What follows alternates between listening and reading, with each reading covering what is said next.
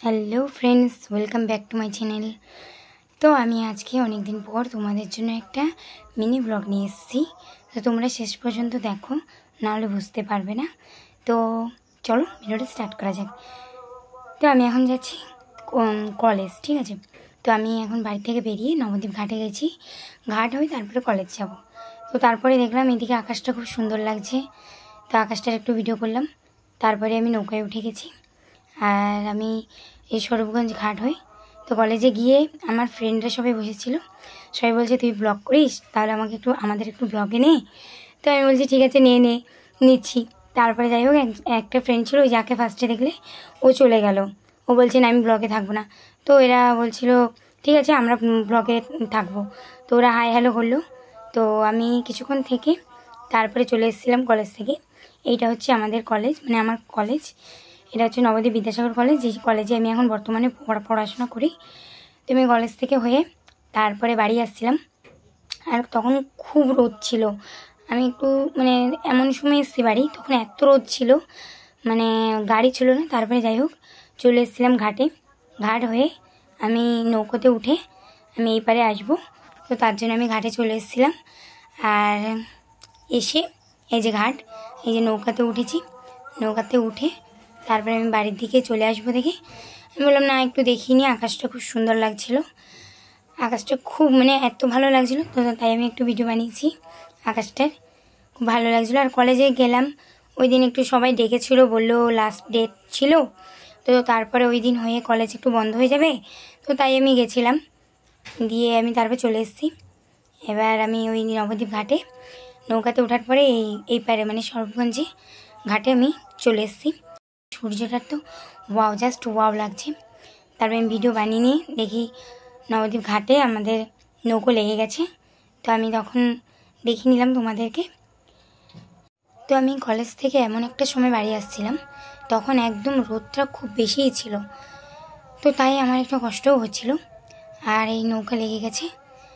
আমি বিকেলের দিকে একটু মন্দিরে গেছিলাম, মন্দিরে ঘুরিয়ে দেখে টেকে নিয়ে তো আমি ভাবছিলাম যে এইগুলো সেই আম গাছ লিচু গাছ, যেখানে প্রচুর লিচু ছিল আর আম ছিল। বাট এখন এমন একটা সময়, এখন না আছে গাছে আম, না আছে লিচু।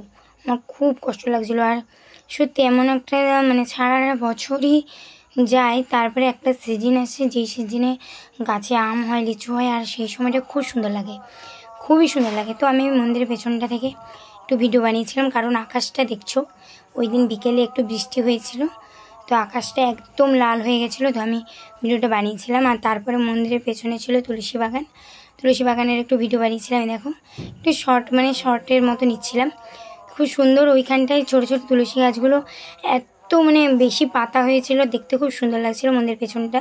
তো আমি ভাবলাম যে একটু ভিডিও বানিয়ে নিই তুলসী গাছগুলোর। আমি ভিডিও বানিয়েছিলাম। তোমাদের যদি ভালো লাগে অবশ্যই লাইক শেয়ার কমেন্ট করে দাও, আর তোমরা একটু বেশি বেশি করে সাপোর্ট করো, ঠিক আছে। তোমাদের সাপোর্টে আমার একটু ভিডিও বানাতে ইচ্ছে করবে। বেশি করে লাইক করো, শেয়ার করো, কমেন্ট করো, এটাই আমি চাই। কারণ আমি যে ভালো ভালো ভিডিও বানাবো, তার জন্য তো তোমাদের সাপোর্টটাই আগে দরকার। তো আমি তারপরে ঘুরে ঘুরে বিন্দাস ছিলাম, তারপরে চলে আসলাম। এসে জনামিত পেয়ে নিলাম, জনামিত পেয়ে তারপরে আমি সামনে গিয়ে ঠাকুরের একটু ভিডিও বানিয়েছিলাম। তো যাই হোক লাইট ফাইট ছিল না দেখে একটু ভালো লাগছিল না দেখতে, তাও আমি বানিয়েছি। 2000 years later. তো আমি মন্দির থেকে বিকেলে বাড়ি আসার সময় দেখি আমার বাড়ির সামনে তো ওই মাঠে এই কাজটা হচ্ছে। তো আসার পরে দেখি সবাই আমার বাড়ির সামনে দাঁড়িয়ে রয়েছে। আমি তখন জিজ্ঞাসা করলাম কেন, কী ব্যাপার। সবাই বলছে নাকি এখানে কাজ হচ্ছিল, কাজ হতে হতে হঠাৎ করে মানে মাটির নিচে মানে এখানে জল উঠবে, তো ট্যাঙ্কি হবে জলের, তো অনেক বড় একটা গর্ত করেছে এখানটায়। তো এখান থেকে মানে পাইপটা ওরা উঠছে না, ঠিক আছে। তো সবাই বলছে যে কি এখানে নাকি আগে কিছু একটা হয়েছিল, যাই হোক ওটা হচ্ছে আমি জানি না সঠিক। সবাই বলছে নাকি এখানে নাকি রাধা কৃষ্ণকে দেখেছিল সবাই, তো এখানে নাকি একটা গাছ ছিল সেটা কাটতে না করেছিল। আর এটা হচ্ছে কি যে ঠাকুরের জায়গা, এখানে কোনো সরকারি কাজ হলে একটু প্রবলেম হচ্ছে আর কি, ওইটার জন্য। তো যাই হোক তারপরে মানে কাজ হচ্ছিল না, বিকেল থেকে অনেকই প্রবলেম হচ্ছিল। তো আমি তারপরে একটু বললাম যে না আমি ভাবলাম যে একটু ভিডিও বানিয়ে নিই। তো ভিডিও বানাতে বানাতে তারপরে একটা সিন এসেছিলো, তোমরা দেখো বুঝতে পারবে, দেখবে এইখানে দড়িটা এই কেটে গেছে, দেখতে পেয়েছো তোমরা?